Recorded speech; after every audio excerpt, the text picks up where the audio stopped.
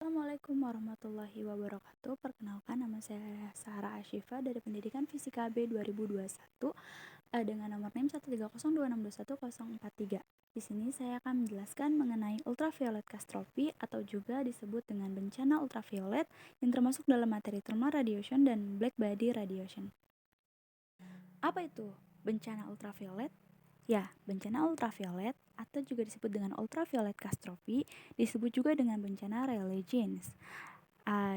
Yang mana ini merupakan peramalan klasik yang dibuat pada akhir abad ke-19 bahwa benda hitam ideal pada keseimbangan termal akan memancarkan radiasi dengan daya tak hingga. Benda hitam sendiri merupakan benda ideal yang mampu menyerap atau mengabsorpsi semua radiasi yang mengenainya serta tidak bergantung pada frekuensi radiasi tersebut. Permukaan benda hitam merupakan permukaan yang memiliki sifat sebagai pemancar atau penyerap radiasi yang sangat baik. Ketika suhu permukaannya tinggi dibandingkan lingkungan sekitarnya, benda tersebut akan bersifat memancarkan radiasi. Akan tetapi, jika suhunya rendah, benda tersebut akan bersifat sebagai penyerap radiasi. Dalam periode klasik, teori benda hitam ini terdapat dua teori yang mencoba menjelaskan teori benda hitam, yaitu teori dari Wilhelm Wien dan teori dari Rayleigh-Jeans.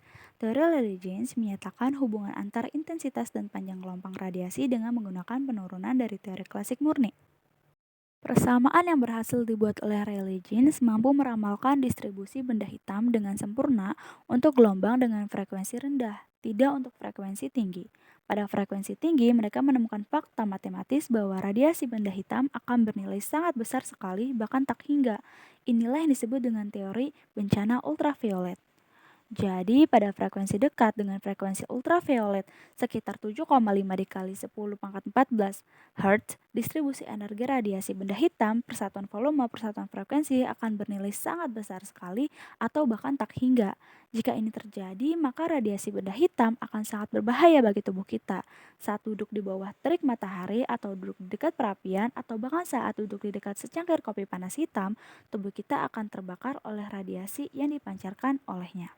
Tapi pada kenyataannya ini tidak terjadi.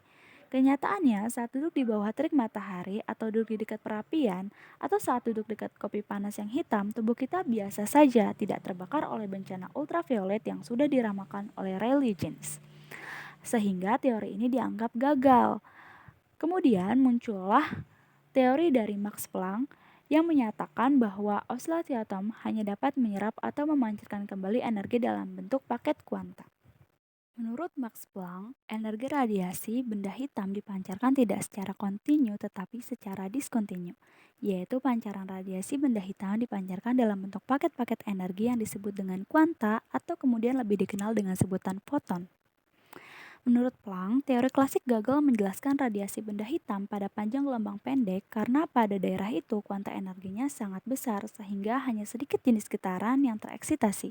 Berkurangnya jenis getaran yang tereksitasi mengakibatkan getaran tertekan dan radiasi akan menurun menuju nol pada frekuensi yang tinggi. Oleh karena itu, rumus Planck dapat terhindar dari castropi ultraviolet. Sekian penjelasan dari saya, kurang lebihnya mohon maaf. Wassalamualaikum warahmatullahi wabarakatuh.